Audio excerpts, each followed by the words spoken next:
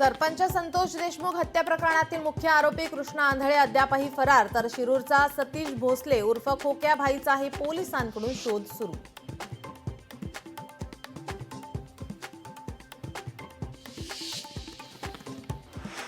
प्रशांत कोरटकरचा जामीन रद्दच्या याचिकेवर आज सुनावणी.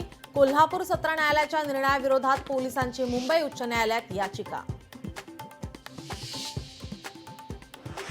आमदार संदीप क्षीरसागर यांची कथित ऑडिओ क्लिप व्हायरल. बीडच्या तहसीलदाराला धमकी देतानाची कथित ऑडिओ क्लिप समाज माध्यमांवर चर्चेत. लोकशाही मराठी ऑडिओ क्लिपची पुष्टी करत नाही.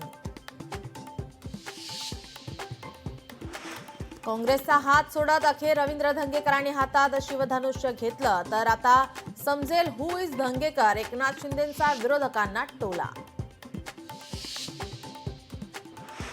पेन्शनधारकांना किमान 7,500 रुपये पेन्शन द्या. शिवसेना खासदार नरेश म्हस्केंची संसदेत मागणी.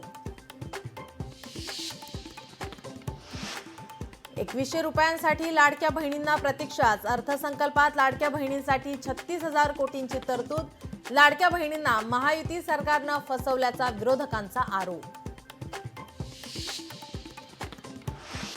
विधिमंडळ परिसरात आजी-माजी मुख्यमंत्री आमने सामने. फडणवीसांनी ठाकरेंना हात जोडले, तर शिंदे नजर न मिळवताच पुढे गेले.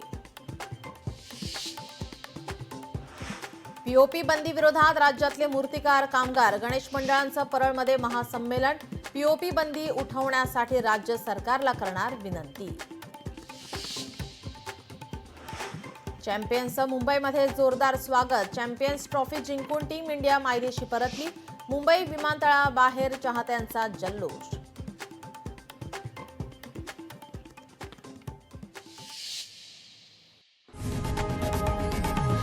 लोकशाही मराठी ऐका, पहा, जागरूक रहा.